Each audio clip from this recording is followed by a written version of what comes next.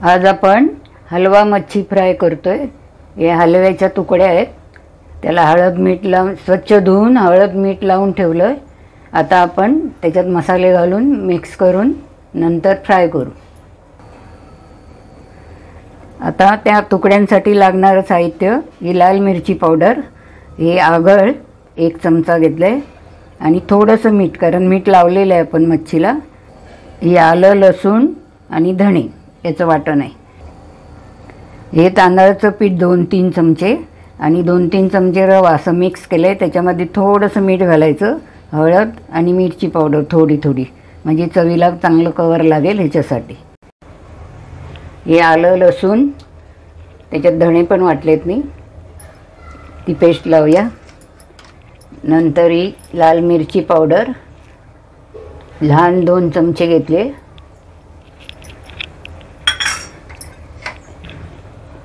एक चमचा आगळ कोकमाचं,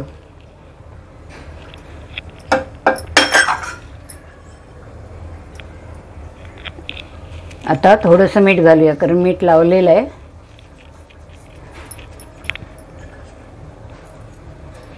आता हे सगळं आपण हाताने मिक्स करून घेऊया सगळ्या तुकड्यांना लावून, नंतर मग फ्राय करूया तवा ठेवून।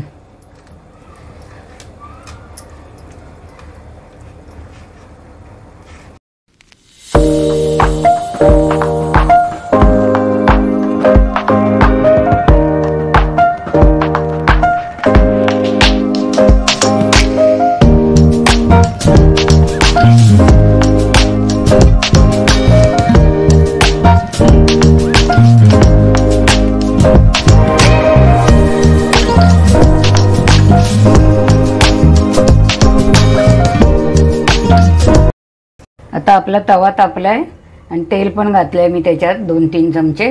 आता आपण या हलव्याच्या तुकड्या फ्राय करूया। हे असे रवा आणि तांदळाच्या पिठामध्ये घोळून घ्यायच्या, लावून त्याला चांगलं तुकड्याना, आणि आता एक एक तव्यावर ठेवायची।